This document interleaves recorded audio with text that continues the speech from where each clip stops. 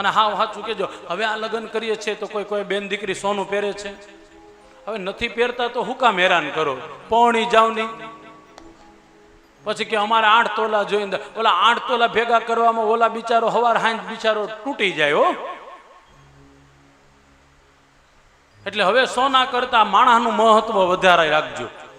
આપણા વડીલો છે ને માણસને પરણ્યા હતા એટલે બહુ સુખી હતા. હવે અત્યારના દીકરીઓ વધારે પડતી મકાનને ગાડીને સોનાને જ પરણે છે. એટલે સૌથી પહેલા પૂછે કે તમારે મકાન 2 BHK છે કે 3 BHK? લે, કારણ કે પ્રાઇવેટ રૂમ તો જોઈએ ને અમારે. હા, બાપુજીને ત્યાં તો કાંઈ નહોતું. અને આ વાત બહુ સત્ય છે હો. હંમેશા માગણી એવી કરવાની કે આપણે પેલા ભોગવીને આવ્યા હોય. અને હું તો જાહેર કથામાં કહું છું, કોઈ પણ સમાજની બેન દીકરીએ પૈસાને પરણવા કરતા એ તમારા માણસને પરણો. જો ખરેખર એનામાં લાયકાત છે, અને જો સારો માણસ હતો ને સાહેબ તો પાટું મારીને પાણી કાઢશે. અને મેં જોયા છે સાહેબ, બહુ પૈસા વાળાને પરણી જાય ને પછી દુખી થાય, આખો દી ઢીચીને હું તો જોઈએ. એની કરતા સારા માણસોને પરણો, ખાનદાની માણસને પરણો. આગળ કથા આવશે ત્યારે હું કહીશ તમને. ખાસ કરીને રૂકમણી માતા કહે છે મારે કોને પરણવું છે? જે ખાનદાની છે, જે ગુણવાન છે, જે શીલવાન છે. પતિ હંમેશા એવો હોવો જોઈએ. અત્યારે આપણે નક્કી એવું કર્યું કે ટીવીમાં ઓલો દેખાય ને એવો જ મારો ઘરવાળો હોવો જોઈએ.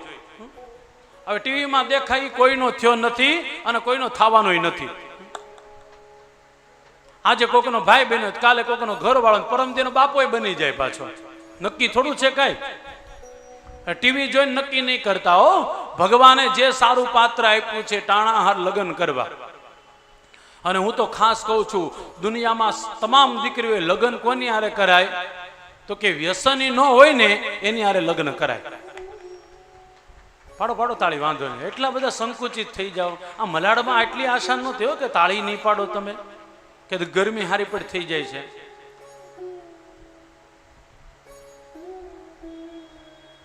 માફ કરજો પણ બહુ સત્ય વાત કહું, અત્યારની બેન દીકરીઓ છે ને બહુ નાટક વધારે પડતા વધી ગયા છે.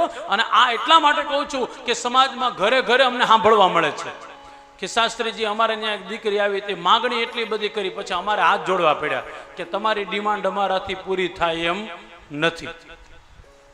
અને હવે એનાથી પણ આગળ ઘણા બધા વધી ગયા. છોકરો છોકરી હોટલમાં પહેલી વાર મળવા જાય ને એટલે છોકરી તરત જ પૂછે તમારા ઘરે ડસ્ટબિન કેટલા છે? હા, ડસ્ટબિન એટલે સમજાય ને મા બાપ.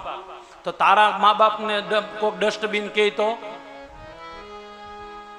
ગમશે તને? દુનિયામાં કોઈ પણ બેન દીકરી આવા શબ્દ ક્યારે બોલ, અને આ મારા કાને સાંભળેલું છે એટલે કહું છું, હું કોઈને સાંભળેલું નથી કહેતો.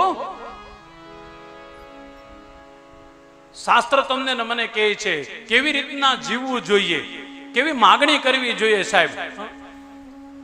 અને આ માગણીથી તમારી મારી પૂર્તિ થતી હોય તો વાંધો નથી, પણ પૂર્તિ થવા, અને મેં તો જોયેલા છે કરોડોપતિના દીકરા હોય એની હારે લગ્ન કરે ને પછી રોડ ઉપર આવે પછી એને હોતે મહેનત કરવી પડે આરવારો.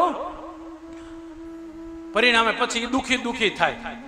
એની કરતા સારા માણસને પરણો. પૈસા કરતા સંસ્કાર છે એને પરણો. જેના ઘરની અંદર સારી સારી વાતો થતી હોય, જેના ઘરે પૂજા થતી હોય, જેના ઘરે મા બાપની સેવા થતી હોય, સ્ત્રીએ હંમેશા એની હારે લગ્ન કરવા જોઈએ.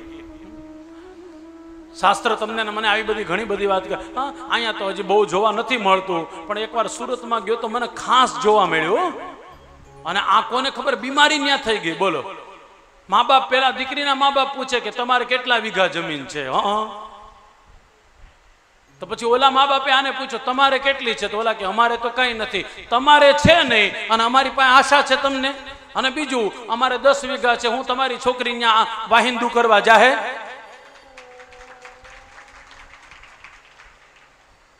ખબર ને વાહિંદુ કોને કહેવાય? ત્યારે કે નહીં મારી દીકરી તો સુરતમાં જ રહી, મારી દીકરી ત્યાં ન જાય. હવે ત્યાં નથી જવાના તો જમીનની હું કામ માગણી કરો છો? હંમેશા આ બધી વસ્તુને ફોલો કરો સાહેબ. તમે જે કરી શકવાના હોય એ ઈમાનદારીથી પાળો. ન કરી શકવા પછી એની માગણી કરીને શું છે? ભગવાન કદાચ આપણને મર્સિડીઝ ગાડી આપે ને તો એ દ્વારકાવાળા ના જ પડાય, કારણ કે આપી દીધા પછી એને મેન્ટેનન્સ તો આપવું કે નહીં આપણે. એટલે હું તો દ્વારકાવાળા એટલે મારુતિની જ વાપરવી આપણે. કારણ કે આપણી ઓકાત અને આપણી તાકાત એટલી જ છે, બસ એટલી બહુ થઈ ગયું. પછી આપણે મર્સિડીઝનો કાચ નખાવીએ તો આપણે લુંગી ભીની થઈ જતી હોય. કેવું માગવું કેવું ન માગવું એ પણ આપણું શાસ્ત્ર આપણને કહે છે, હંમેશા યાદ રાખજો.